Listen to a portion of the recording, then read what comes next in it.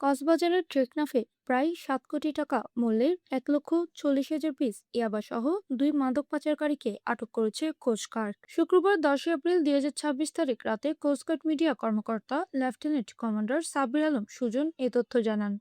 তিনি বলেন, গোপন সংবাদের ভিত্তিতে আজ ১০ এপ্রিল ২০২৬ তারিখ শুক্রবার বিকাল ৫টায় কোস্টগার্ড স্টেশন টেকনাফ কর্তৃপক্ষ কক্সবাজারের টেকনাফ থানাধীন নাইটংপাড়া সংলগ্ন নাফ নদীতে একটি বিশেষ অভিযান পরিচালনা করা হয়।